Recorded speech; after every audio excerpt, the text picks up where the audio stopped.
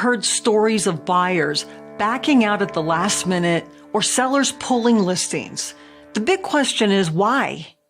Well, based on the latest data, real estate contracts are canceling at the highest rate since before the pandemic across the country, and both buyers and sellers are feeling it. Today, let's unpack what the latest data is telling us and the reality behind these cancellations. Escrow cancellations aren't new, but the scale that we're seeing now is raising eyebrows. According to the chief economist over at Redfin, we've hit a record high for this time of year, and it comes down to one thing. Because home buyers and home sellers are not seeing eye to eye. So let's break down the 4 main reasons why contracts are falling apart this year and how you can avoid them. Number 1, buyer-seller disconnect. Right now, the biggest story in the housing market is a motivation gap.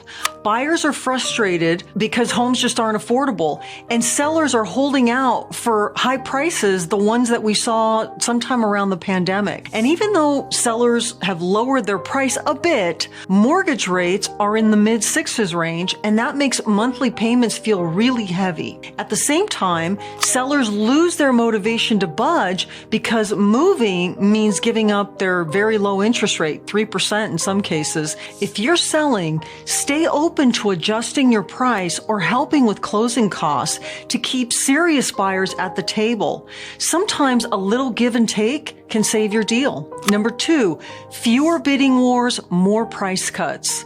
For most of 2021 and 2022, sellers called the shots, but that has all changed. The sale to list price ratio, which shows how close homes are selling to what they were asking, has been falling.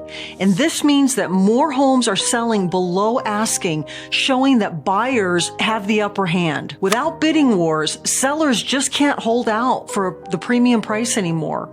And that gives serious buyers more room to negotiate. But it also means that deals often take longer to close. If you're selling right now, review your comps every single week.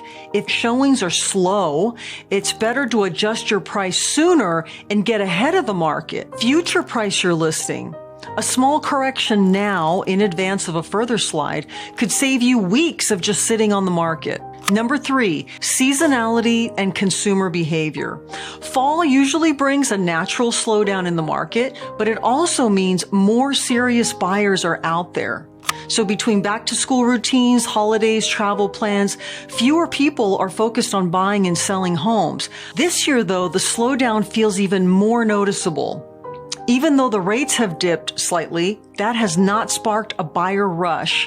Instead, it's brought more sellers into the market. If listings continue to outpace buyer demand, we will probably see prices softening going into this winter. That's really good news for long-term balance, but frustrating for anyone expecting a quick sale. Number 4, regional divide.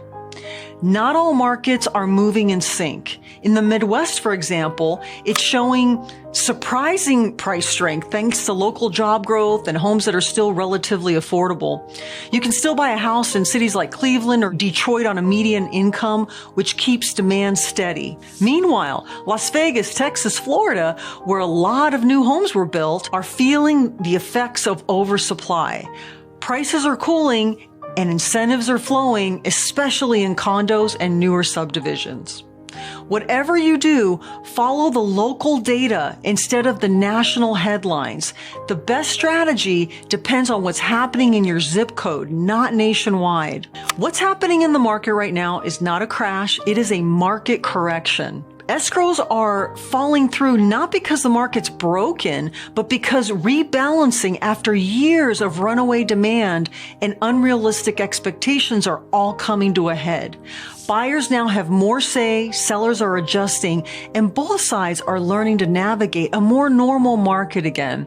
And that's a healthy shift, even if it doesn't feel good in the moment.